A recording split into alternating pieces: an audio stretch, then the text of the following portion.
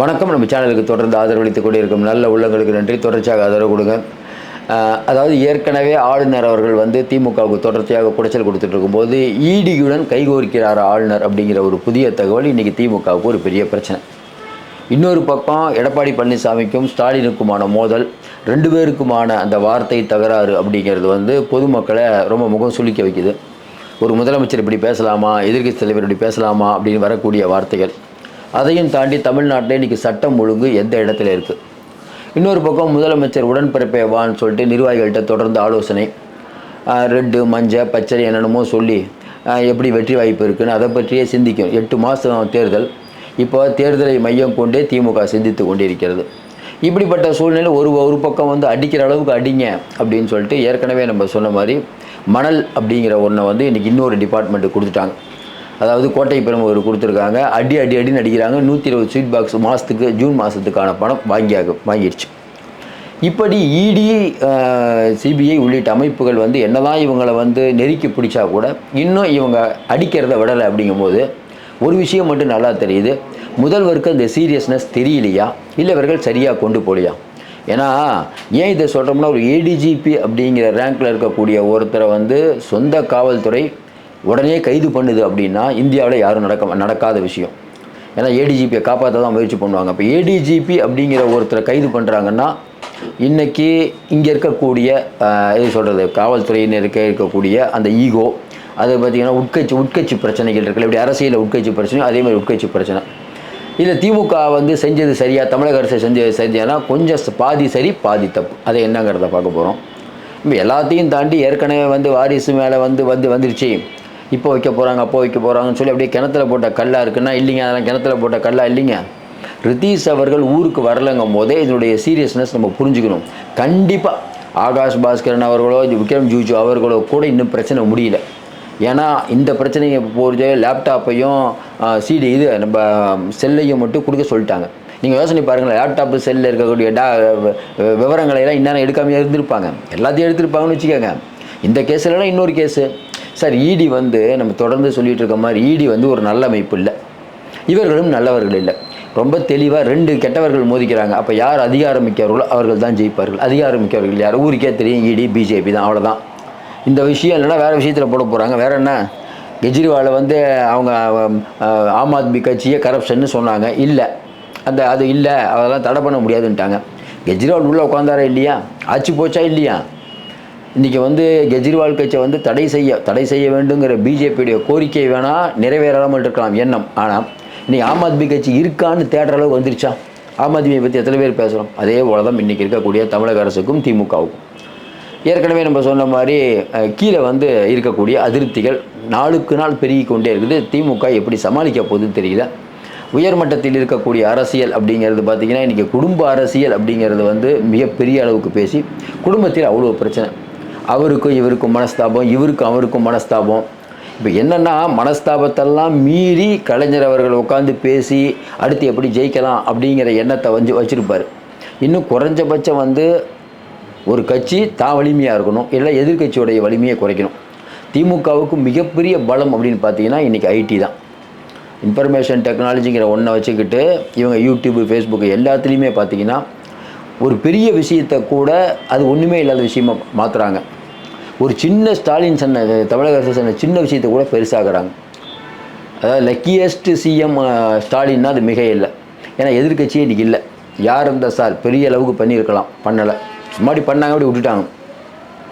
ஜவஹர் அலி மரணமாகட்டும், ஒரு காவல்துறையில் இருக்கக்கூடிய ஒரு மரணம், நம்ம ஆம்ஸ்டாங் விஷயமாகட்டும், இன்றைக்கி இருக்கக்கூடிய இந்த ஏடிஜிபி விஷயமாகட்டும், ஜெகன்மூர்த்தி விஷயமாகட்டும், அண்ணாநகர் சிறுமி விஷயமாகட்டும், லாக்அப் டெத் ஆகட்டும், இப்போ விவசாயிகளை வந்து கருப்பூடி காட்டினாங்கன்னு அவங்கள வந்து லத்தி சார்ஜ் பண்ணதாகட்டும், இப்படி பல விஷயங்களில் பார்த்தா எதிர்க்கட்சிகள் இன்னும் சிறப்பாக செயல்படவில்லை.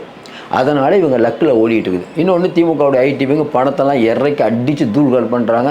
அதிமுக ஐடிவிங்க இருக்கா இல்லையாங்கிற லெவலுக்கு இருக்குது. பிஜேபி இருக்குது, ஆனால் இல்லை. ஏன்னா பிஜேபி இருக்குது, யார் பார்க்குறா? அதே வந்து அதாவது சங்கிகள் இருக்காங்க. பட் என்னென்னா அவங்களுக்குள்ளேயே நயினார் கோஷ்டி, அண்ணாமலை கோஷ்டின்னு அது பல கோஷ்டியாக இருக்குது. இதனால் இன்றைக்கி திமுகவுக்கு வந்து எதிர்ப்பே இல்லாத ஒரு சிஎம்மாக திமுக இருக்கார். திமுக அப்படிங்கிற ஒரு கட்சி நம்ம ஏற்கனவே சொன்ன மாதிரி அதிகாரிகளால் இந்த ஆட்சி இவ்வளோ சிறப்பாக நடப்பதற்கு காரணம் அதிகாரிகள் அப்படின்னு முதல்வர் உள்ளபடியே நம்புகிறார். அவருடைய நம்பிக்கை அப்படிங்கிறது வரக்கூடிய தேர்தலில் பொய்த்து போகுமா அப்படின்னா, முதல்வர் நாட்டை ஆண்டால் அது நாட்டுக்கு நல்லது, அதிகாரிகள் நாட்டை ஆண்டால் அது நாட்டுக்கு கேடு. அதிகாரிகள் ஆண்டு கொண்டிருக்கிறார்கள், இவர்களுக்கு ஓட்டு போடலாமா வேணாமாங்கிறத மக்கள் தான் முடிவு செய்ய வேண்டும். என்ன பேசுறதுன்னு நமக்கு தெரியல. ஒரு பக்கம் பாசிச பாஜக, இன்னொரு பக்கம் கொள்ளையடிக்கக்கூடிய திமுக. யாருக்கு ஓட்டு போடுறது நமக்கு மக்களுக்கே புரியல. எங்கே போய் முடிய போகுது ஜனநாயகம்? ஓகே, அடுத்து இந்த விஷயத்துக்கு வருவோம். இடி ஏற்கனவே நம்ம தொடர்ந்து ஒரு விஷயம் சொல்லிகிட்டு இருப்போம். இடி தோற்று போச்சு பாருங்கள். ரத்தீஷ் அவர்களையும் ஆகாஷ் பாஸ்கரன் வீட்டையும் வந்து இது எடுக்க சொல்லிட்டாங்க, இது நோட்டீஸ்லாம் எடுக்க சொல்லிட்டாங்க, சீல்லாம் எடுக்க சொல்லிட்டாங்க, இடி ஒத்துக்குச்சு அப்படின்னா கொஞ்சம் நல்லா யோசனை பாருங்கள். புலனாய்வு அமைப்பு அப்படிங்கிறது உங்களை ஒரு விஷயத்தில் கார்னர் பண்ணிடணும்னு முடிவு பண்ணிட்டாங்க. சார் ஸ்கெட்சு போட்டு வச்சு நீங்கள் குற்றம் பண்ணீங்கிறதுக்காக உங்கள்கிட்ட வரல, உங்களை ஸ்கெட்சு போட்டுட்டாங்க, நோண்டி பார்த்தா நீங்கள் குற்றம் செஞ்சுருக்கீங்க, அவ்வளோதான் மேட்டர்.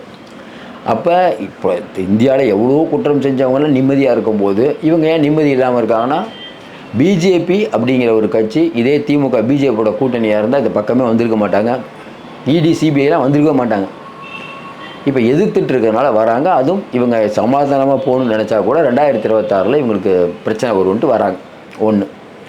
இப்போ இதிலேருந்து வந்து தப்பிச்சிட்டாங்க அப்படின்னா, நம்ம ஏற்கனவே சொன்ன மாதிரி இடி அப்படிங்கிற ஒன்று உங்களை வந்து வேட்டையாட வந்துருச்சு, உங்கள் வீட்டெல்லாம் இது பண்ணிட்டாங்க. எந்த அளவுக்குன்னா, தனக்கு இல்லாத அதிகாரத்தை இருக்கிற மாதிரி எப்பயும் பண்ணுற மாதிரி அவங்க பண்ணுறாங்க. இடியுடைய பேட்டர்ன் என்ன?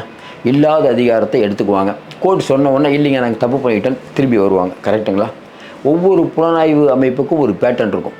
இந்த மாதிரி இடி திரும்ப வந்தது அப்படின்னா இந்தியா முழுக்க நிறையா இருக்குது. ஆனால் திரும்பி வந்த யாராவது ஒருத்தர் அவங்க சும்மா விட்டுட்டாங்களா?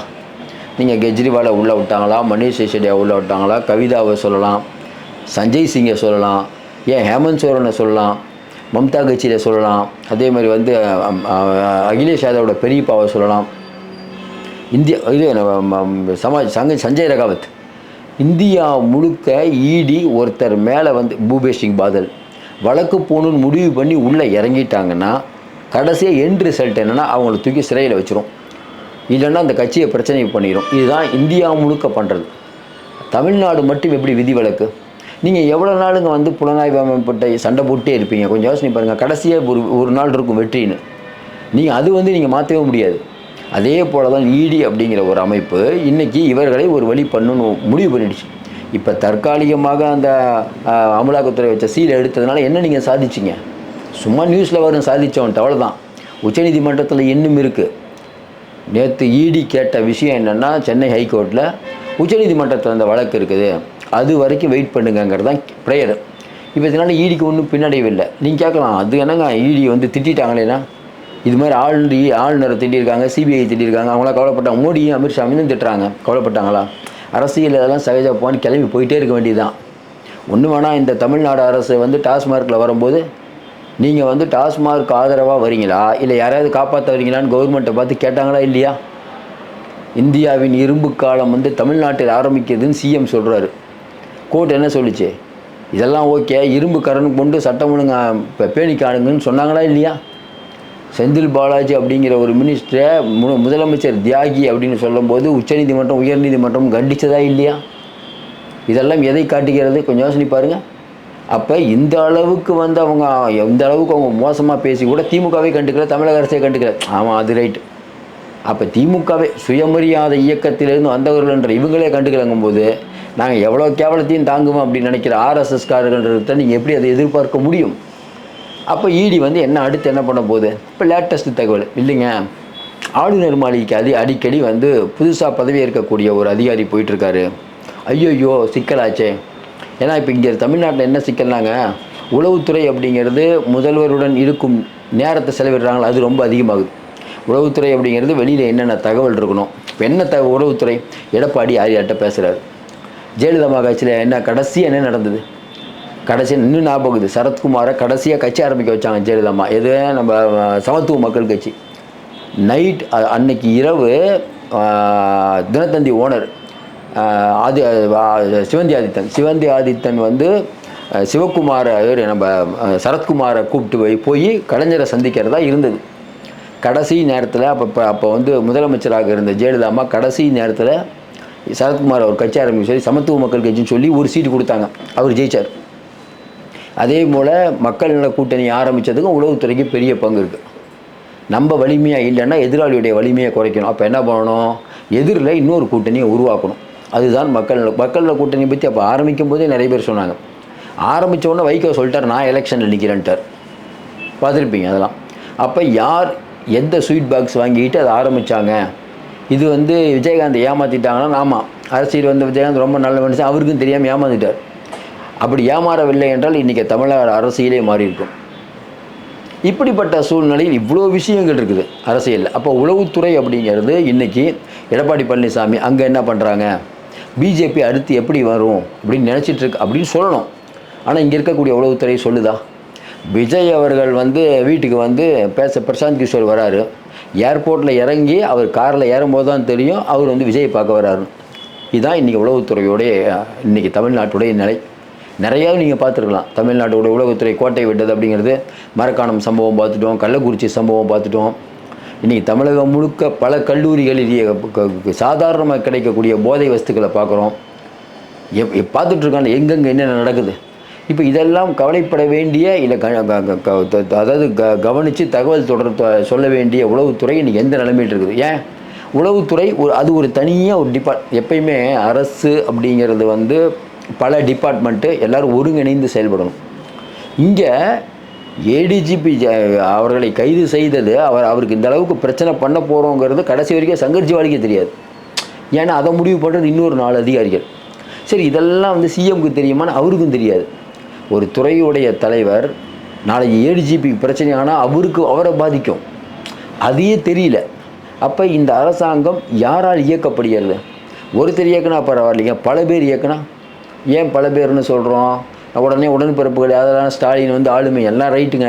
சிம்பிளாக கேட்குறோம். ஜெயலலிதா ஆட்சிலையோ கலைஞர் ஆட்சிலையோ இல்லை ஓபிஎஸ் ஆட்சிலையோ நீங்கள் சொல்கிற இல்லை அடிமை எடப்பாடி ஆட்சிலையோ ஒரு ஐஏஎஸ் ஐபிஎஸ் ட்ரான்ஸ்ஃபருக்கு ஜூன் 10ஆம் தேதி வருது, அதில் மே 10ன்னு மேலே எழுதியிருக்குது, எல்லோரும் கையெழுத்து போடுறாங்களே. இந்த அவலம் பழைய ஆட்சியில் ஏற்பட்டிருக்கிறதா? இதே மோடி ஆட்சியில் என்ன சொல்லுவீங்க? மோடி ஃபாரின் போயிட்டுருக்காரு, அவர் கையெழுத்தை வேறு யாரோ போட்டாங்க, அப்படி இப்படின்னு என்னென்னமோ சொல்லுவீங்களே. மோடி மோசம் என்றால் இவர்கள் யார்? இதுதான் நிர்வாகத்தை நீங்கள் கவனிக்கிற லட்சணமான மக்கள் கேட்பாங்களா இல்லையா? ரோட் ஷோ நடத்துறதும் அல்வா சாப்பிட்றதும் அப்பாங்கிற வீடியோ போடுறதும் தான் முதலமைச்சருடைய வேலையான்னு கேட்பாங்களா இல்லையா? ஏதாவது ஒன்று கேட்டால் முதல்வர் சொல்கிறாரு, இல்லை அரைவேக்காட்டுத்தனமாக பதில் சொல்கிறாரு எடப்பாடிங்கிறீங்க. இந்த வார்த்தை எவ்வளோ பெரிய என்ன இது என்னங்க பேச்சு? ஒன்றும் புரியல. ஒரு முதலமைச்சருடைய பேச்சு இப்படியா இருக்கும்? ராமதாஸ் ஐயாவை பார்த்து அவருக்கு வேறு வேலையே இல்லை அப்படி தான் பேசுவார். ஒன்றும் புரியல. என்னங்க இதெல்லாம் நீங்களும் எதிர்க்கட்சி தலைவராக இருந்தீங்க. எதிர்க்கட்சி தலைவராக இருந்து சட்டசபையிலேருந்து சட்டையை கழிச்சிட்டு நீங்கள் வெளியில் வந்தது இன்னும் மக்கள்கிட்ட நீங்கள் வெளியே சட்டசபைனாலே சட்டை கழிச்சிட்டு வெளியில் வந்தால் தான் மக்களுக்கு தெரியும். அப்போ எடப்பாடி பழனிசாமி உங்களை பற்றி பேசியிருந்தாருன்னா இல்லை நீங்கள் அடுத்து எதிர்க்கட்சி இதே மாதிரியா இருக்க போகிறீங்க? எதிர்க்கட்சி தலைவர் ஆகவே மாட்டீங்களா? இன்பத் துன்பம் கலந்தது தான் சார் வாழ்க்கை. கேட்டால் நீங்கள் நிரந்தரமானவன்கிறீங்க. எப்படி நிரந்தரமானவன்? சூரியன் நிரந்தரம், திமுக நிரந்தரம், வெற்றி நிரந்தரம். வெற்றி யாரும் ஒரு ஆளுக்கு சொந்தமே இல்லைங்க. ஏங்க இந்த உலகமே யாருக்கும் சொந்தம் இல்லை அப்படிங்கும்போது வெற்றி ஒரு ஆளுக்கு சொந்தம், நான் தான் நிரந்தர முதல்வர், நிரந்தர தலைவர். என்ன நிரந்தரம்னு புரியவே இல்லை. நிரந்தரம் இல்லாத உலகத்தில் அடுத்த நிமிஷம் என்ன ஆகும்னு தெரியாத உலகத்தில் நீங்கள் நிரந்தரமானவர்கள்னு பகுத்தறிவுக்கு ஒவ்வாத கொள்கையை சொல்லிகிட்டு இருக்கீங்க. கேட்டால் திராவிட இனமே வெகுண்டெடு, திராவிடமே வெண்டுன்னு. எங்கே திராவிடமே வெண்டெடுக்க போகிறீங்க? உங்களுக்கே திராவிடத்தை பற்றி தெரியலையே. உடன்பிறப்பு ஒரு கோவம் வந்தாலும் பரவாயில்ல, ஒரு அளவுக்கு பேசாமல் இருக்கலான்னு பார்த்தா ரொம்ப ஓவராக பேசுகிறீங்க. இதுதான் திராவிட கொள்கையா? என்றும் நிரந்தரம் சொல்கிறது கலைஞர் சொல்லியிருக்காரா? கொஞ்சம் ஜெயலலிதா சொல்லியிருக்காரா நான் தான் நிரந்தரமாக அதிமுக இருக்குன்னு சொல்லியே? நான் போய் 300-400 ஆண்டு காலம்னு அப்படி தானே சொன்னாங்க. ஒரு இலக்கு இருக்குங்க. மோடி மாதிரி பேசிகிட்டு இருக்கீங்க. எப்பயும் பிஜேபி பேச்சு தான். இது என்ன பேச்சுன்னு நமக்கு ஒன்றும் புரியல. கைத்தட்ட ஒரு கூட்டம் இருக்குது, கல்லா கட்டுறதுக்கு ஒரு பெரிய கூட்டம் இருக்குது, கொள்ளையடிக்க ஒரு கூட்டம் இருக்குது. இதெல்லாம் வச்சுக்கிட்டு ஒரு கவர்மெண்ட் நீங்கள் நடத்திட்டு இருக்கீங்க. நீங்கள் எது செஞ்சாலும் சரின்னு சொல்கிறதுக்கு இன்றைக்கி மினிஸ்டர் நிறைய பேருக்கு தெரியும் நீங்கள் பண்ணுறது தப்பு, அதிகாரிகளுக்கு தெரியாமையா இருக்குது. எல்லாத்தையும் பொறுத்துட்ருக்காங்க. ஒன்று வேணாம், இன்றைக்கி இடியில் இருக்கக்கூடிய அதிகாரி இன்றைக்கி ஆளுநர் மாளிகை அப்படிங்கும்போது உங்களுக்கு கதி கலங்குது. ஏற்கனவே ஆளுநர் உங்களை ஒரு வழி பண்ணணும்னு முடிவில் இருக்கார். ஆளுநருக்கு எதிராக பல விஷயங்கள் நடந்து கொண்டிருந்த போது கூட அதை கண்டும் காணாமல் இருக்கிறது திமுக. நல்லா யோசனை பாருங்கள். ஆளுநர் மாளிகையில் வரவு செலவு கணக்கு அப்படின்னு முதல்ல பிடிஆர் சொன்னார்ல, நீங்கள் ஒரு சரியான இந்த ஆட்சி திராவிட மாடல் ஆட்சியாக இருந்தால் பாருங்கள், ஆளுநர் மாளிகையில் இவ்வளோ தான் பணம் வாங்கியிருக்கணும், இவ்வளோ வாங்கியிருக்காரு, பொதுமக்கள் பணம் இவ்வளவு கொள்ளையடிக்கப்பட்டிருக்கிறது, இவர் அதில் கையெழுத்து போட மாட்டேன் இதில் கையெழுத்து போட மாட்டேன்னு சொல்கிறாரு. ஏன்னா ஆளுநருக்கு எதிராக தமிழ்நாட்டில் ஒரு எதிர்ப்பலை இருக்குது. எப்படி மோடிக்கு பிஜேபி எதிர்ப்பலை இருக்குதோ அதற்கு குறைவில்லாமல் ஆளுநர்னு சொல்லுங்கள். நீங்கள் தமிழ்நாட்டில் சில பேரை சொன்னாவே நமக்கு கோபம் வரும். ஆளுநர், ஜக்கி வாசுதேவ், இவங்கள பேரை ராஜா, நீங்கள் சும்மாவே எச்ராஜான்னு போடுங்க, அண்ணாமலையும் சேர்ந்துட்டார் இப்போ கூட. இவங்களை பார்த்தாலே மக்களுக்கு அவ்வளோ ஒரு கோபம். ஏன்னா எச்ராஜா வந்து ரொம்ப கேவலமாக பேசுவார், வயசுக்கும் அவர் பேச்சுக்கும் தகுதியே இருக்காது. அந்த அளவுக்கு தரங்கெட்ட முறையில் பேசக்கூடிய ஒருவர் தான் எச்ராஜா, அதில் மாற்று கருத்தே இல்லை. ஏன்னா ஒரு சில மனிதர்களை வந்து, ஏன்னா மனிதர்களை எப்படிங்க மதிக்கிறோம்? வயதை வச்சா மதிக்கிறோம்? அவர்கள் செய்த சேவை, அவர்கள் பேச்சு, இதை வச்சு தான். மாற்று மதத்தினரை இவ்வளோ கேவலமாக பேசக்கூடிய, நம்ம ரொம்ப மோசமான வார்த்தையை தான் அவருக்கெல்லாம் யூஸ் பண்ணணும். அந்த அளவுக்கு ஒரு மோசமானவர் தான் வந்து எச்ராஜா. அவர் மேலே தான் குண்டாக்சாடு போட மாட்டீங்க, அவதூறு வழக்கெல்லாம் போடுவீங்க, அப்படி இருக்கும். ஏமாந்தவங்க மேலே தான் அவதூறு வழக்கு போட்டுட்ருப்பீங்க. இந்த 4-5 பேரை பார்த்தா மக்களுக்கு அந்த அளவுக்கு கோவம் வரும். அப்போ இன்றைக்கி ஈடிக்கு பல இன்புட்டுகளை இன்றைக்கி ஆளுநர் மாளிகை கொடுக்குதுங்கிறது இன்றைக்கி ஸ்டாலின் அவர்களுக்கு தெரியுமா தெரியாதா? உளவுத்துறை சொன்னச்சா இல்லையா? உளவுத்துறைன்னு என்ன? யார் ஆளுநரை பார்க்க போகிறா, எத்தனை மணிக்கு போனாங்க, எத்தனை மணிக்கு வந்தாங்க, என்ன பேசுனாங்கன்னு வரைக்கும் சொல்லணும்ல. இதனாங்க உளவுத்துறை. ஆனால் இன்றைக்கி இருக்கக்கூடிய உளவுத்துறை எப்படி இருக்கு? இதே ஜெயலலிதா ஆட்சியில் உளவுத்துறை அப்படிங்கிற ஒன்று எப்படி இருந்தது? கலைஞர் ஆட்சியில் உளவுத்துறை எப்படி இருந்தது? கொஞ்சம் யோசனை பாருங்கள். அதாவது கலைஞருக்கு கண்ணும் காதுமாக இருந்தவர் ஜாபர் ஷேட்.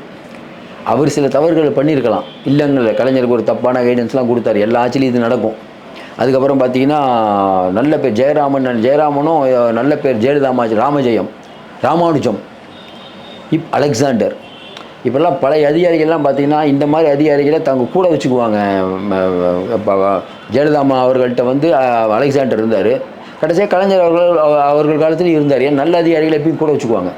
ஆனால் இன்றைக்கி இருக்கக்கூடிய அதிகாரிகள் காக்கா பிடிக்கக்கூடிய அதிகாரிகளாக இருக்காங்க. முதலமைச்சர் வந்து 200 இல்லை தவிர 224 நாங்கள் தான் ஜெயிப்போங்கிற மாதிரி ரேஞ்சில் சொல்கிறாங்க. அப்போ என்னென்னா முதல்வர் என்ன நினைக்கிற, உண்மையிலேயே நம்புகிறாரு. இவ்வளோ விஷயங்கள் நடந்து போட்டு கூட யாரும் குறை சொல்ல முடியாத ஆட்சின்னு நட சொல்கிறாரு. அப்போ இது எப்படி சாத்தியம் அப்படின்னா எழுதி கொடுக்குறத பேசுகிறார். ஆளுநர் மாளிகையில் நடக்கக்கூடிய விபரீதத்தை இன்றைக்கி சிஎம் புரிஞ்சுக்கிட்டாரா இல்லையா தெரியல. இன்னொன்று, ஆளுநர் மாளிகையில் இருக்கக்கூடிய விஷயங்களை இன்றைக்கி உண்மையிலேயே ஒரு நல்ல ஒரு அதிகாரியாக இருந்தால், ஏங்க இப்படி போயிட்டுருக்குதுங்க, வேறு ரூட்டில் போகுது பார்த்துக்கோங்க, அவ்வளோதான்.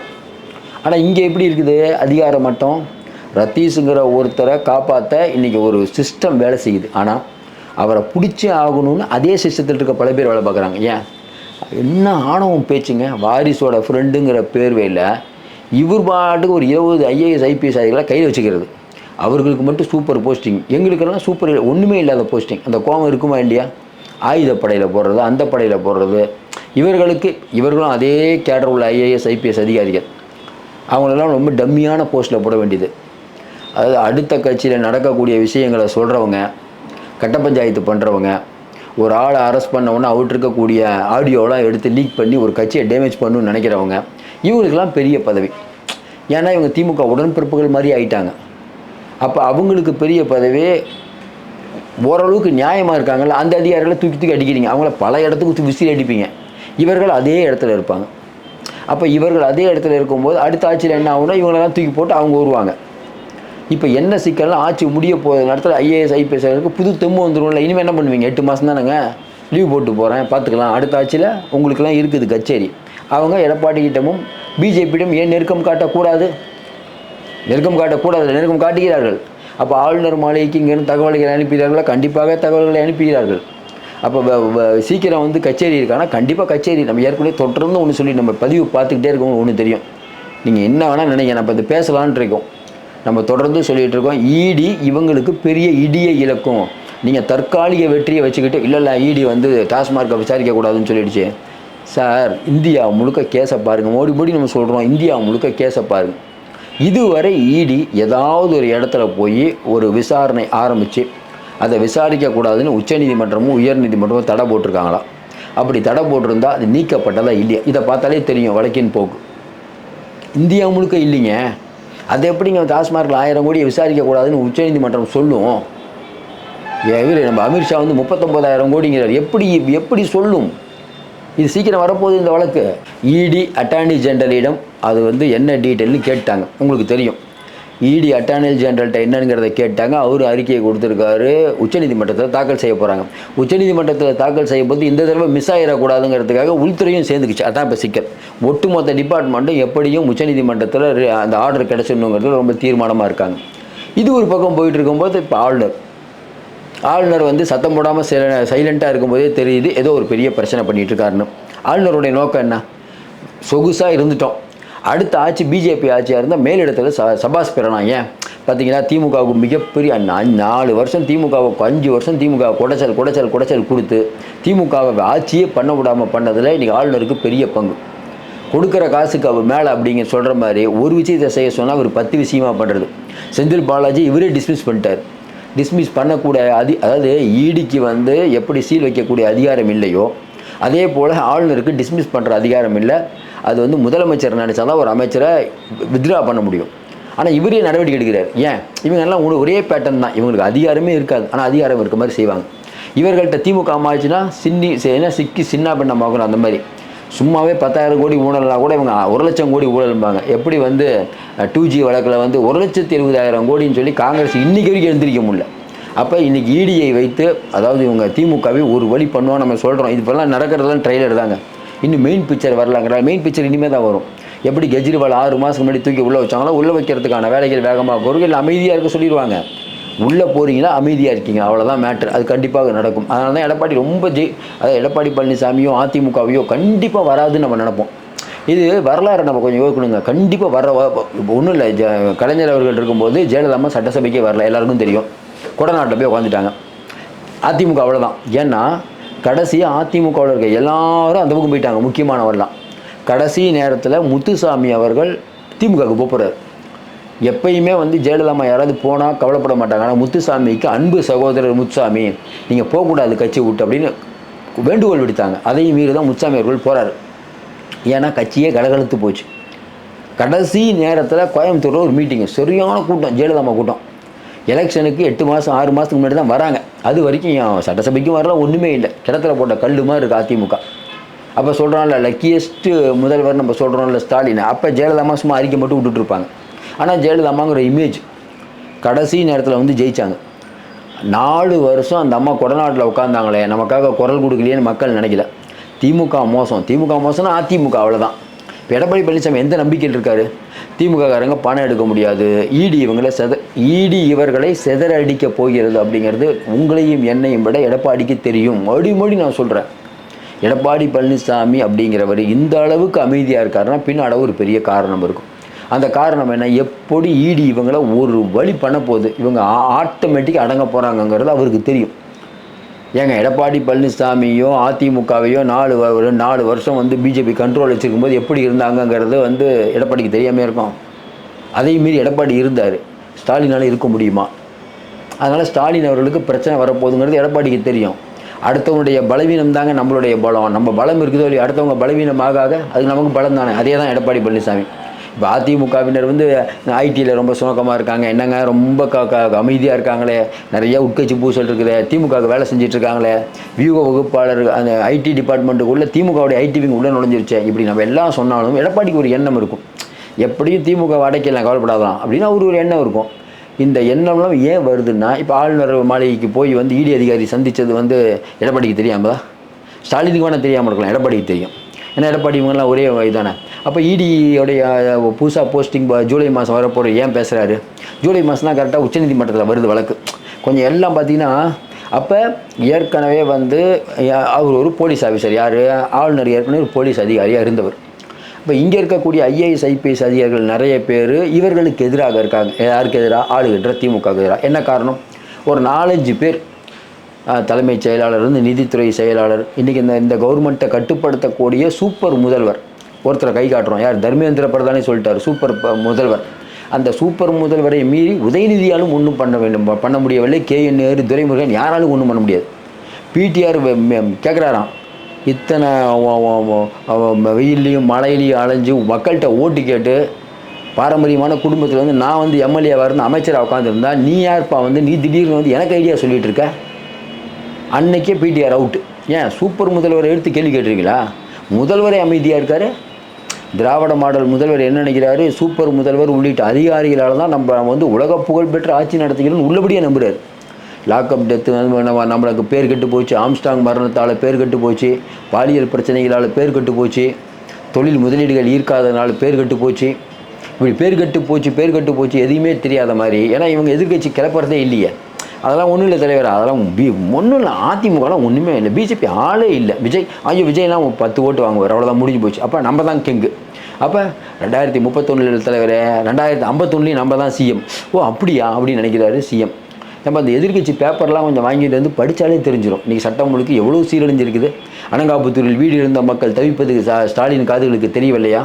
அப்பா அப்பான்னு கூப்பிட சொல்கிறாரு. அங்கே இருக்கக்கூடிய பிஞ்சு குழந்தைகளும் பாலியல் பிரச்சனை, காலேஜுக்கு போனாலும் பாலியல் பிரச்சனை, 80 வயது முதாட்டிக்கும் பாலியல் பிரச்சனை, எங்கேயோ போய் கொண்டிருக்கிறது நாடுங்கிறதே தெரியாமல் ஒரு முதலமைச்சர் இருந்தால் இது எப்படி நாடு சரியாக வரும்? கொஞ்சம் யோசனை பாருங்கள்.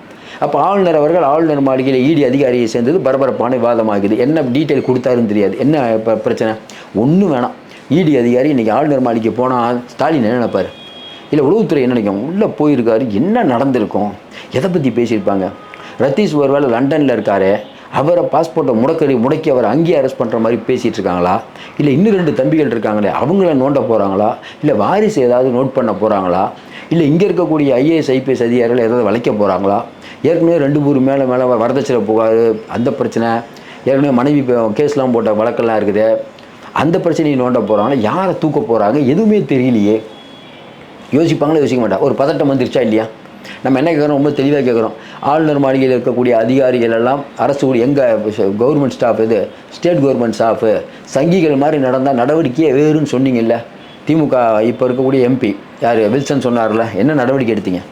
இதே ஜெயலலிதா இருந்தால் கரண்ட்லேருந்து தண்ணியிலேருந்து எல்லாத்தையும் கட் பண்ணியிருப்பாங்க. பண்ணுவாங்களா இல்லையா? மக்கள் யாருங்க விரும்புவாங்க?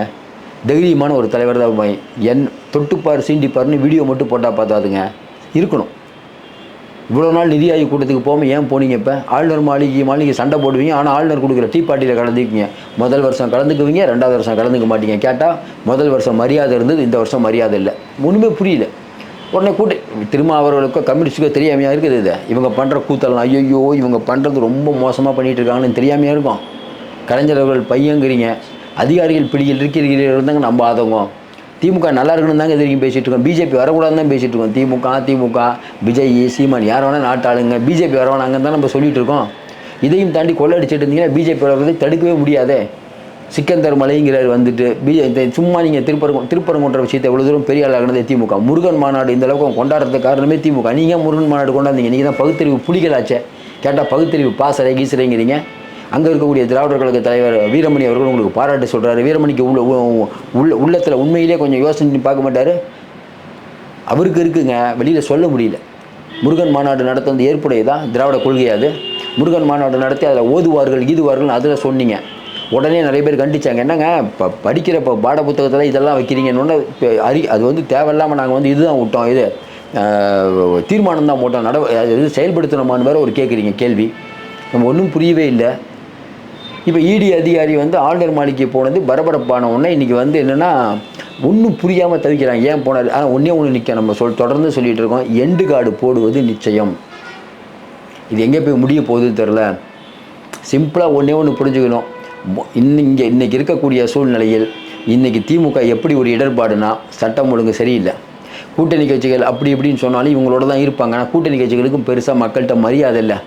இப்போ ஜவஹர் அலி உள்ளிட்டவர்கள் மரணம், அந்த நெல்லையில் இருக்கக்கூடிய காவல்துறை அதிகாரி வீடியோ போட்டுட்டு இறந்தது, ஆம்ஸ்டாங் பிரச்சனையாகட்டும், ஞானசேகரன் பிரச்சனையாகட்டும், இந்த கொடி கட்டுற பிரச்சனையாகட்டும், இப்படி தொடர்ந்து இந்த ஏடிஜிபி கடத்தல் பிரச்சனையாகட்டும், மக்கள் பார்க்கக்கூடிய மக்கள் என்னங்க நினைப்பாங்க? என்னங்க எப்போ பார்த்தாலும், அதாவது தொலைக்காட்சிகளோ பத்திரிகைகளோ பெருசாக இவரை பற்றி எழுதுறதே இல்லை. யார் அந்த சார் எவ்வளோ பிரபலமாக பேசியிருக்க முடியும்? பேசினாங்களா? சின்ன விஷயமாக இருந்தால் கூட எடப்பாடி ஆட்சியில் எவ்வளோ மீடியா முக்கியத்துவம் கொடுத்து பேசினாங்க. இன்றைக்கி எதிர்கட்சியும் இல்லை, மீடியாக்களும் எதுவும் அதை பற்றி பேச மாட்டுறாங்க. அப்போ பெரிய விவகாரம் கூட சாதாரணமாக போகுது. ஏடிஜிபிப்பா கடத்துறாங்க, அவ்வளோதான். ஏடிஜிபி ஏன் கடத்தினார், நடந்தது என்ன, கிடந்தது என்னங்கிறது எடப்பாடி ஆட்சியில் இப்போ அது ஒன்றுமே இல்லை. அப்போ இங்கே என்ன நடந்து கொண்டு இருக்கிறது? யாருமே குறை சொல்ல முடியாத ஆட்சின்னு ஸ்டாலின் அவர்கள் சொல்கிறதுக்கு காரணம், எடப்பாடி பழனிசாமியோ மற்றவர்களோ அங்கே இருக்கக்கூடிய பிரச்சனையே பெருசாக இருக்கும்போது வெளியில் வர மாட்டேது. இவங்க பேசினா கூட சேனலில் போட மாட்டுறாங்க. இவர்களுக்கும் ஒரு ஐடி விங் இருக்கானா, இவர்களுக்கும் ஒரு ஐடி விங் இருக்குது, ஆனால் அது செயல்படுவதில்லை. இது ஸ்டாலினுக்கு ரொம்ப ஈஸியாக இருக்குல்ல. ஏன் அதிமுக ஐடி விங்கை விலைக்கு வாங்கிட்டானா இங்கே இருக்கக்கூடிய ஆளுங்களுக்கெல்லாம் அவங்களே பணம் கொடுப்பாங்க. அப்போ எப்படி எழுதுவாங்க? எடப்பாடி பழனிசாமி ஒரு ட்வீட்டு போடுறாரு, எது உண்மையான அப்பாவுக்களுக்கு அப்பா தின வாழ்த்துக்கள்னு. அதை பெரிய அளவுக்கு பூஸ்ட் பண்ணுறதுக்கு 5 மணி நேரம் ஆகுது ஐடி விங். ஏன்? அப்போ ஐடி விங்கை கண்ட்ரோல் பண்ணுறது யார்? கேள்வி வருமா வராதா சார்? சாதாரணமாக நம்ம பார்க்கும்போதே தெரியும் சார். இன்றைக்கி யார் ஐடி விங் பெருசு தமிழ்நாட்டில்? தமிழ்நாட்டில் திமுகவுக்கு வாக்கு அதிகமாக அதிமுகவுக்கு அதிகமாக? திமுகவோட அதிமுக தான் எப்பயுமே வாக்கு அதிகம். சரி, இப்போ ஜெயலலிதா அம்மா போனதுக்கப்புறம் இந்த ஒன்றுமே ஏங்க ஒரு கோடி பேர் இருக்க மாட்டாங்க அதிமுகவில்? நீங்கள் உள்ளே போய் ஐடியில் பாருங்களேன் எவ்வளோ பேர் பார்க்குறாங்கன்னு. இன்னும் குறிப்பாக பார்த்தீங்கன்னா எடப்பாடி பழனிசாமியோ மற்றவர்களையோ பற்றி பேசுகிறது பெருசாக வரவே மாட்டேது எந்த சேனல்லையும். அது எப்படி சரியான ஒரு அணுகுமுறையாக இருக்கும்? ஒன்று வேணால் ஒரு சென்னையில் மாநகரத்தில் வந்து அரசு பேருந்து ஓடிட்டுருக்கு, தனியார் பேருந்து ஓடுறதுக்கு சிற்றுந்து அப்படின்னு சொல்லி புதுசாக ஒரு திட்டத்தை கொண்டு வந்து மாசூலாம் கொடி காட்டுறாரு.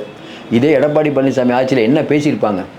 தனியாரை தாரை வாய்ப்பதா, தோழர்களே, கம்யூனிஸ்ட் தோழர்களே, தொழிலாளர்களுக்கு பெரிய பாதிப்பு, இதுதான் பாசிச ஆட்சிம்பாங்க. நீங்களே அதை பண்ணுறீங்க. அப்போ எடப்பாடி பாசிசம்னா நீங்கள் என்னங்கிற கேள்வி வருமா வராதா? இது எல்லாம் திட்டமிட்டு மறைச்சிட்டு எப்படி ஊடகங்கள் வந்து ஒன்றுமே, அதாவது ஊடகங்கள் மறந்தால் மக்கள் மறந்துடுவாங்கன்னு நினைக்கிறீங்களா? மக்கள் எதையும் மறக்க மாட்டாங்க. மக்கள் ரொம்ப பார்த்துட்ருக்காங்க. தமிழ்நாடு முழுக்க இன்றைக்கி சட்டம் ஒழுங்கு எவ்வளவு சீர்கேட்டு ஆகிருக்குங்கிறத தமிழ்நாடு மக்கள் பார்க்குறாங்க. குடும்ப ஆட்சி ஏங்க நம்ம என்ன சொல்கிறோம், ஒரு 8 மாதம் தான் இருக்குது. இப்போ இன்ப நிதியை கொண்டு வந்து நீங்கள் ஒரு கம்பெனிலேயே பொறுப்புக்கு போடுங்க, தப்பு இல்லை, அது உங்கள் கம்பெனி, நீங்கள் போடுறீங்க. ஆனால் அது மக்கள்கிட்ட வேறு விதமான இது வருங்க. அவங்களுக்கு புரிய மாட்டேது. இவங்களுக்கு இப்போ தெரிஞ்சு பண்ணுறாங்களா தெரியாமல் பண்ணுறாங்களான்னு ஒன்றும் புரியல. வெளியில் மக்கள்கிட்ட எப்படி திரும்ப போகுது? உதயநிதிக்கு பொறுப்பு கொடுத்துருவாங்களா? அவர் ஒரு சேனலில் ஒரு பொறுப்பு வந்திருக்காரு, மக்கள்கிட்ட எப்படி வரும்? வந்துட்டாரா பொறுப்புக்கு? ரைட், இதே மாதிரி தாங்க பையனை வந்துடுவாருங்க. அப்போ மக்கள்கிட்ட வந்து மன்னர் ஆட்சின்னு மற்றவங்க சொல்கிறது உண்மையாகக்கூடிய வேலையில் இவங்களே திட்டம் 8 மாதத்துக்கு அப்புறம் வந்தால் என்ன சார்? எப்பயுமே எலெக்ஷனுக்கு வர நேரத்தில் கொஞ்சம் தள்ளி இருக்கணும் சார். ஸ்டாலினையே ஃபோக்கஸ் பண்ணணும், குடும்பம்லாம் யாரும் வரக்கூடாது, இன்னும் நிறையா நலத்திட்டங்களை பண்ணணும். உங்களுக்கு இன்னுமே எலெக்ஷன் டைம் சார். இப்போ இதெல்லாம் ரொம்ப எச்சரிக்கையாக இருக்கணும். தேர்தல் நேரத்தில் சட்டம் ஒழுங்கு சரியாக இருக்கணும். ஒன்று வேணாம், ஒரு சட்டசபை கூட்டம் நடக்கும்போது, இந்தியா முழுக்க சட்டசபை கூட்டம் நடக்கும்போது அமைச்சர்களை மாற்றக்கூடாது அப்படிங்கிறது ஒரு எழுதப்படாத ஒரு விதி. அமைச்சரவை கூட்டம் நடக்கும்போது செந்தில் பாலாஜியும் பொன்முடியும் நீங்கள் மாற்றுறீங்க. ஏன் மாற்றுறீங்க? உங்கள் அப்பா கலைஞர் வழி வந்தேன்னு சொன்னீங்க, உங்கள் அப்பா இதான் சொல்லி கொடுத்தாரா? மனோ தங்கராஜ்னு ஒருத்தரை வந்து அமைச்சரவை விட்டு நீக்கினீங்க, எதுக்கு அவரை சேர்த்திங்க? என்ன தப்பு பண்ணார் நீக்கினீங்க, என்ன வாக்குறுதி கொடுத்தாருன்னு சேர்த்திங்க. இதை நம்ம கேட்கல. கலைஞர் அவர்கள் ஜெயலலிதா அம்மாவை பார்த்து கேட்டது என்ன? அம்மையார் ஒரு அமைச்சரை நீக்குகிறார், பிறகு சேர்க்கிறார். நீக்குவதும் சேர்ப்பதும் முதலமைச்சரின் தனிப்பட்ட விருப்பம். ஆனால் நாங்கள் என்ன கேட்கிறோம்? எதற்காக நீக்கினீர்கள், எதற்காக சேர்க்கிறீர்கள்? அப்போ வந்து இது வந்து ஒன்றும் புரியவே இல்லை நமக்கு. இப்போ நீங்களும் இதே தான் பண்ணுறீங்க. அப்போ எங்கே போய் முடியுது இது? யாரையும் அதாவது உச்சநீதிமன்றம் சொன்னதுக்கப்புறம் செந்தில் பாலாஜியை தூக்குறீங்க, உயர்நீதிமன்றம் சொன்னதுக்கப்புறம் பொன்முடியை தூக்குறீங்க. இதெல்லாம் சட்டசபை நடந்துட்டு இருக்கும்போதே பண்ணுறீங்க. சட்டசபை நடந்துட்டு இருக்கும்போது தூக்கக்கூடாது அப்படின்னு விதி இருந்து உங்களால் கண்ட்ரோல் பண்ண முடியல. அது முதல்ல தூக்கியிருக்கலாம்ல. அதனால் இன்றைக்கி முரண்பாடுகளின் மொத்த உருவமாக திமுக இருக்கிறது. தொடர்ந்து நம்ம சொல்லிகிட்டு இருக்க மாதிரி ஜபகர் அலிங்கிற சமூக செயல்பாட்டாளர் இன்றைக்கி வந்து கொடூரமாக கொல்லப்படுகிறார். வீடியோ போட்டு ஒருத்தர் சாவடிக்கிறாங்க. தொடர்ச்சியாக வந்து தமிழ்நாட்டில் ஜாதி மறுப்பு திருமணங்கள், கலப்பு திருமணங்களை நான் தான் ஊக்குவித்தேன், எல்லாரும் தமிழ்லேயே பெயர் சூட்டுகள் வாயளவில் சொன்ன பத்தாது. கலப்பு திருமணங்களின் எண்ணிக்கை குறைந்து கொண்டிருக்கிறது. ஆணவ கொலைகளின் எண்ணிக்கை அதிகமாகி கொண்டிருக்கிறது. போக்சோ வழக்குகள் அதிகமாகி கொண்டிருக்கிறது. சிறுவர் சிறுமியருக்கான கொடுமைகள் அதிகமாகி கொண்டிருக்கிறது. பெண்களுக்கு எதிரான கொடுமைகள் அதிகமாகிட்டு இருக்குது அப்படின்னு தொடர்ந்து வருதே புள்ளி வரும். எல்லாத்தையும் தாண்டி நாங்கள் தொழில்துறையில் பெரிய அளவுக்கு வந்துட்டோம் நீங்கள் தொடர்ந்து சொல்லிகிட்டு இருக்கீங்க. அதுக்கு ஆப்போசிட்டார் பிடிஆர். பக்கத்தில் இருக்க ஆந்திரா கர்நாடகாலாம் முதலீடுகளை ஈர்க்கிறாங்க, தமிழ்நாடு அவ்வளோ ஈர்க்கலன்ட்டார். நீங்கள் தானே சொன்னீங்க பிடிஆர் அவர்கள் பொருளாதார மேதை. நம்மளும் ஒத்துக்கிறோம், கண்டிப்பாக பொருளாதார மேதை. இன்றைக்கும் ஒன்றியத்தில் இருக்கக்கூடியவர்கள் அவரை பாராட்டுறாங்க. ஏன்னா அவருடைய அறிவு அப்படி. அவர் மேலே 1000 நீங்கள் குறை சொன்னாலும் அவர் சொல்கிறாரு தமிழ்நாட்டில் பொருளாதாரத்துறை இவ்வளோ மந்தமாக இருக்கிறதுன்னு. இப்போ பிடிஆருக்கு நீங்கள் சொன்னது தப்புங்கிறீங்களா ரைட்டுங்கிறீங்களா? இல்லை காழ்ப்புணர்ச்சியில் அவர் பேசிட்டாரா சொல்லுங்கள். நம்ம ஏற்கனவே சொன்னோம் ஜிடிபின்னு வச்சு இவங்க கதை விட்டுட்ருக்காங்க. தமிழ்நாட்டு ஜிடிபி உயர்ந்திருக்கு, நம்மளும் மறுக்கலை. ஆனால் எப்படி உயர்ந்தது? நம்ம அந்த சுமோட்டோ ஹோட்டலு, இது நம்ம பேர் என்னது லாட்ஜு, இந்த மாதிரி சேவை நிறுவனங்கள் இருக்குல்ல, அவங்கள் பங்களிப்பால் தான் நம்ம இன்றைக்கி ஜிடிபியில் முதல்ல இருக்கோம். எதில் உயர்ந்து நிற்கணும்? தொழில்துறையில் உயர்ந்து நிற்கணும், விவசாயத்தில் உயர்ந்து நிற்கணும். விவசாயத்தில் வெரி புவர் 8% இருக்கும்னு நினைக்கிறோம் நம்ம. அப்போ இந்தளவுக்கு கம்மியாகிட்டு சேவை நிறுவனங்கள் நீங்கள் ஒன்றுமே பண்ணல. அதே மாதிரி வந்து இது இண்டஸ்ட்ரி, பனியன் மில்லு, ஆயில் மில்லு, இதுக்கெல்லாம் நீங்கள் கரண்ட்டு மட்டும்தான் கொடுக்குறீங்க. அதுலேயும் நீங்கள் ஒரு பெரிய துரும்பு கூட கிள்ளி போடல. இன்னும் குறிப்பாக சொன்னால் நிறையா வரியை ஏற்றி அவங்கள மின்கட்டணத்தை ஏற்றி அதை குலைக்கக்கூடிய நடவடிக்கைகள் தான் ஈடுபட்டீங்க. இப்படிப்பட்ட சூழ்நிலையில் ஜிடிபியில் ஃபஸ்ட்டு வந்துட்டோங்கிற பொய்யான பிம்பத்தை தொடர்ந்து கட்டமைத்து கொண்டிருக்கிறீர்கள். மறுபடியும் சொல்கிறோம், இன்றைக்கி ஆளுநர் மாளிகைக்கு சென்று இடி அதிகாரி பார்த்தது, ரித்தீஷ் அவர்கள் பதபதப்போடு இருப்பது, அடுத்து இவர்கள் என்ன பண்ணுவான்னு தெரியல. ஆகாஷ் பாஸ்கரனையும் விக்ரம் ஜூஜு இடி சும்மா விடாது, எழுதி வைத்துக் கொள்ளுங்கள், வரக்கூடிய காலங்களில் அவர்களுக்கான பிடி நெருங்கும். அடுத்த மாதம் அமித்ஷா வரும்போது ஒரு பெரிய சம்பவம் இருக்குங்கிறாங்க. அடுத்து இடி ஒரு பெரிய சம்பவத்தை பண்ண போதுங்கிறாங்க. இடி எப்போ அட்டாக் பண்ணுன்னு தெரியாதுங்க. இப்போ சில சில விஷயங்களை வந்து இடியை கசிய விடும், ரைடெலாம் பண்ண போகிறோன்ட்டு. ஆனால் ரைடே நடக்காது. சில சமயம் அமைதியாக இருப்பாங்க, ரைடு வந்துடும். இப்போ புலி வருதுக்காக தான் திடீர்னு பார்த்தீங்கன்னா போன வாரத்துக்கு முந்தின வாரம் நினைக்கிறேன், இடி அதிகாரிகள் வந்து கோயம்புத்தூரில் நிறைய பேர் அசம்பிள் ஆகிட்டு இருக்காங்க, பெரிய ஒரு அட்டாக் ஆரம்பிக்க போகுது அப்படின்னு தமிழ்நாட்டு அரசியலில் பரபரப்பாக இருந்தது. அதுக்கப்புறம் அட்டாக்கே ஆரம்பிக்கல. அதுக்கப்புறம் பார்த்தீங்கன்னா வால்மீகி அங்கே போயிட்டாங்க, இதில் ஆந்திராவில். இப்படிப்பட்ட சூழ்நிலையில் திமுகவுக்கு கலக்கம் வந்து விட்டது. திமுகவில் உட்கட்சி பிரச்சனை இருக்குது. இவங்க உடன்பிறப்பேவா என்ன சொன்னாலும் இன்றைக்கும் திமுக தான் அப்பரண்ட், அதில் நம்ம மறுக்கலை. அதிமுகவா திமுகவா அப்படின்னு பார்த்தா இப்பவும் திமுகவுக்கு தான் எட்ஜு. ஏன்னா எலெக்ஷனுக்கு இன்னும் 8 மாதம் இருக்குதுங்க. அதிமுகவோ பிஜேபியோ கூட்டணி இன்னும் கீழே வந்து தொண்டர்கள் ஜெல் ஆகலை. இப்படியே இருந்துருமானா சொல்ல முடியாது. அமித்ஷா வருவார், இவங்க நம்ம எடப்பாடி இவங்கெல்லாம் சும்மா இருப்பாங்களா? இருக்கப்பட மாட்டாங்க. அண்ணாமலை வந்து என்ன தான் சேதாரத்தை விளைவித்தாலும் அண்ணாமலை அடக்கப்படுவார். 8 மாதத்துக்குள் இதெல்லாம் விடிவு காலம் பிறக்கும். இது திமுக அப்படிங்கிற கட்சிக்கு இனிமேல் பிரச்சனையே நாம் 8 மாதம் பிரச்சனை தானே. இப்போ ஏடிஜி சம்பவம், இதை விட பெரிய பெரிய சம்பவங்கள்லாம் வரும். நீங்கள் வந்து 8 மாதம் இது கூட நாள் நீங்கள் ஆண்டது ஓகே. இப்போ இந்த 8 மாதம் நீங்கள் எப்படி ஆள போகிறீங்க? இன்னும் பல பஞ்சாயத்துகள் வரும், இன்னும் பல ஊழல்கள் வரும், இன்னும் பல ஈடிகள் வரும், இன்னும் பல கைதுகள் வரும். இதையெல்லாம் திமுக சமாளிக்க முடியுமா? கலைஞர் இருந்தார், சமாளித்தாருங்க. ஸ்டாலினால் சமாளிக்க முடியுமானா நமக்கு தெரிஞ்சு சமாளிப்பது கஷ்டம். இதை சமாளித்து வந்துட்டாங்கன்னா திமுக பெரிய விஷயந்தான், அதில் மாற்று கருத்து இல்லை. அதனால் இன்றைக்கி இருக்கக்கூடிய டஃப் தான், நெக் டு நெக் ஃபைட்டுங்கிறாங்கல்ல, அதில் பொறுத்திருந்து பார்ப்போம். மீண்டும் சந்திப்போம். நன்றி, வணக்கம்.